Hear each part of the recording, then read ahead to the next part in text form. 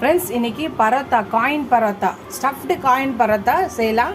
அதுவும் ஒரு முள்ளங்கி கேரட்டு ஸ்டஃபிங் வச்சு செய்ய போகிறோம்.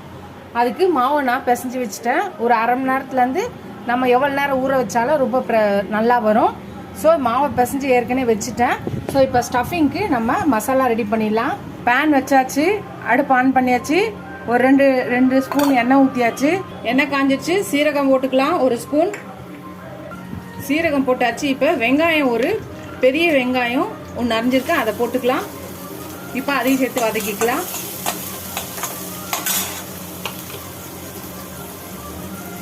இஞ்சி பூண்டு பேஸ்ட்டு ஒரு ஸ்பூன் போட்டுக்கிறேன். உங்களுக்கு ஃப்ளேவர் நிறைய பிடிச்சிச்சுன்னா இதோட கொஞ்சம் அதிகமாகவும் போட்டுக்கலாம். ஆனால் இந்த அளவே போதும். ஒரு ஸ்பூன் இஞ்சி பூண்டு பேஸ்ட். இது கொஞ்சம் அந்த பச்சை வாசனை போகிற வரையும் கொஞ்சம் வதக்கலாம். நேரத்தில் நான் முள்ளங்கி கேரட்டும் எடுத்து வச்சுருக்கேன். இதை வேக வச்சுட்டும் போடலாம். நான் இன்னைக்கு அப்படியே தான் போட்டிருக்கேன். இது சீக்கிரம் ஃப்ரை ஆகிடும். தேவையான சால்ட்டு போட்டுக்கலாம், வதக்கிக்கலாம்.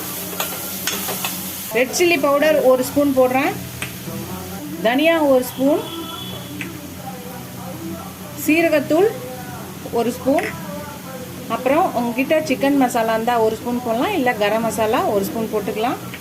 ஸோ இது எல்லாத்தையும் நல்லா மிக்ஸ் பண்ணிக்கலாம். இப்போ வெந்தயக்கீரை, கஸ்தூரி மேத்தி எடுத்துருக்கேன். ஸோ இந்த அளவுக்கு எடுத்து, ஒரு ஸ்பூன் அளவுக்கு எடுத்து இந்த மாதிரி நல்லா கசக்கிட்டு போட்டுக்கலாம். அதையும் சேர்த்து மிக்ஸ் பண்ணிக்கலாம். 2 நிமிஷம் அப்படியே விடுவோம், ஸ்லோவாக வச்சுட்டு பார்ப்போம். ஃப்ரெண்ட்ஸ், அவ்வளோதான், 2 நிமிஷம் ஆயிடுச்சு. இதை நம்ம இறக்கி வச்சிடலாம். இது கொஞ்சம் ஆறட்டும். ஆறினதுக்கப்புறம் பார்க்கலாம். காயின் பராத்தா, ஸ்டஃப்டு காயின் பராத்துக்கு நம்ம ஸ்டஃபிங் ரெடி பண்ணி வச்சாச்சு, ஆறியாச்சு. இப்போ அதே மாதிரி மைதா மாவோ இல்லை நீங்கள் கோதுமை மாவு செய்கிறதா இருந்தாலும் பரவாயில்ல, இந்த மாதிரி நார்மலாக சப்பாத்தி தட்டுற மாதிரி நல்லா பெருசாக தரட்டிக்கலாம். இதில் ஸ்டஃபிங் நம்ம ரெடி பண்ணோம், அதை எடுத்து இதில் வச்சுக்கலாம். இதை ஃபுல்லாத்தையும் அப்ளை பண்ணிக்கலாம். ஸோ ஸ்டஃபிங் இது ஃபுல்லாக நல்லா அப்ளை பண்ணிவிட்டு இப்போ இதை ரோல் பண்ணிக்கலாம். இதை அப்படியே நம்ம ரோல் பண்ணும்போது கடைசியாக நம்ம அதை கட் பண்ணி நம்ம காயின் பராத்தா செய்யும்போது அழகாக லேயராக வரும்.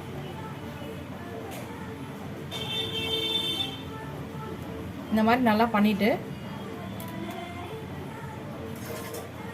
ஒரு கத்தி எடுத்துட்டு கட் பண்ணிக்கலாம்.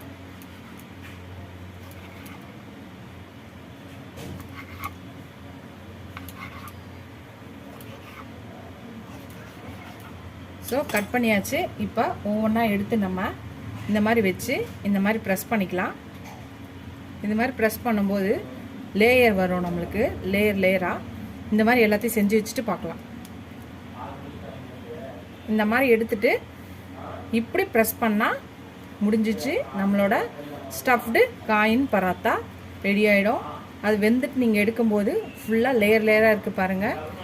இது மாதிரி வந்துடும். இது மாதிரி நம்ம ரெடி பண்ணி கொடுத்தோன்னா பசங்களோட லஞ்ச் பாக்ஸுக்கும் நம்ம தரலாம்.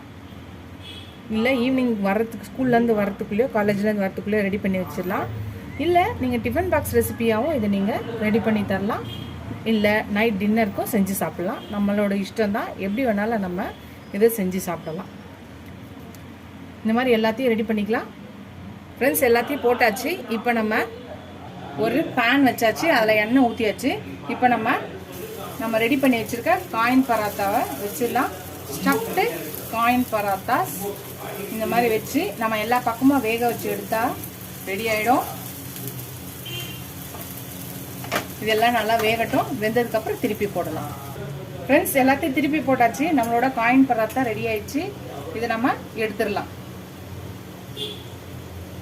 ஃப்ரெண்ட்ஸ், நம்மளோட ஸ்டஃபிங் காயின் பராத்தா ரெடி ஆயிடுச்சு. தொட்டுக்க ரைத்தா, இது தயிர் வச்சுருக்கேன். தயிரில் கொஞ்சம் ரெட் சில்லி பவுடர், சால்ட் போட்டிருக்கேன். நம்மளுக்கு தேவைன்னா ஜீரா பவுடர் கொஞ்சம் போட்டுக்கலாம். ஆனியன் வேணாலும் நீங்கள் போட்டுக்கலாம்.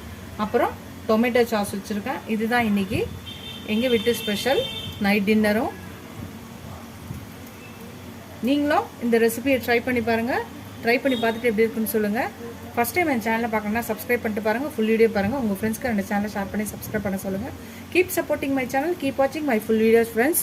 நீங்கள் எவ்வளோக்கு எவ்வளோ சப்ஸ்கிரைப் பண்ணி லைக் பண்ணி கமெண்ட் பண்ணுறீங்களோ அவ்வளோக்கு எவ்வளோ என்கரேஜிங்காக இருக்கும். புது புது ரெசிபிஸ் கூட ஹெல்ப்ஃபுல்லாக இருக்கும்.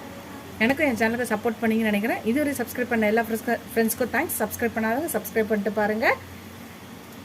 இதோட அடுத்த வீடியோவில் அடுத்த ரெசிபியில் பார்க்கலாம். Tata bye bye friends.